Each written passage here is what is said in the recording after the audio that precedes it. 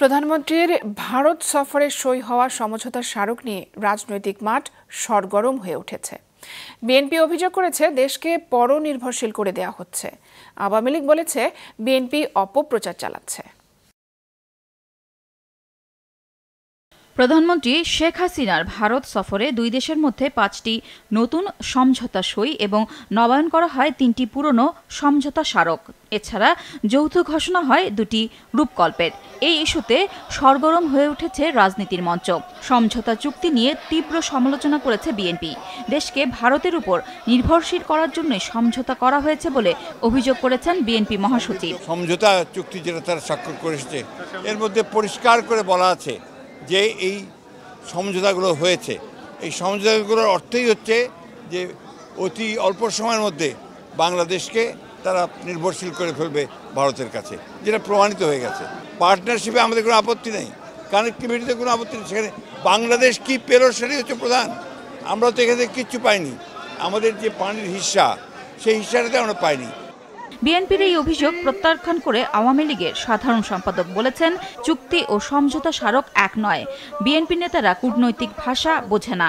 অবিশ্বাস, সন্দেহ থাকলে শত্রুতা বাড়ে, শত্রুতা বাড়লে বন্ধুত্ব থাকে না, বন্ধুত্ব না থাকলে ভারতের সাথে আমাদের যে অভিন্ন সমস্যাগুলো আছে, বন্ধুত্ব থাকলে আলাপ আলোচনা। এবারও আমাদের প্রধানমন্ত্রী ভারতে গিয়ে আলাপ আলোচনা করেছে।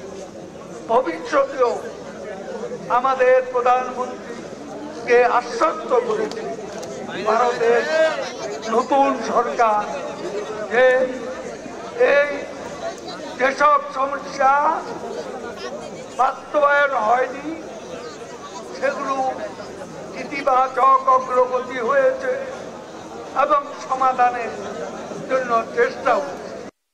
একই ইস্যুতে সংবাদ সম্মেলন করে তথ্য ও সম্প্রচার প্রতিমন্ত্রী বলেছেন, রেল ট্রানজিট দেশের নিরাপত্তার জন্য ঝুঁকিপূর্ণ নয়। আর্মস, অ্যামিউনিশন অ্যান্ড এক্সপ্লোসিভস এগুলো নেওয়া যাবে না, এই সমঝোতা স্মারকেই পরিষ্কারভাবে বলা আছে। তাহলে এটা কোথায় পেলেন তারা? কল্পিতভাবে একটা উস্কানিমূলক একটা পরিবেশ তৈরি করছেন যেখান থেকে আর্মস নিয়ে যাবে। সমঝোতা স্মারকে তো এটা নিষেধ করা আছে। আরেকটি জিনিস আপনাদের বলি, এই সমঝোতা স্মারকে 4 নম্বর ধারায় বলা আছে, সুস্পষ্টভাবে বলছে কি, the movement of the goods and people within Bangladesh and India shall be subject to the relevant national laws, regulations and administrative provisions. অর্থাৎ ভারতের ট্রেন বাংলাদেশের ভিতরে ঢুকে পড়লেই এটা বাংলাদেশের আইনের মধ্যে অপারেটেড হতে হবে।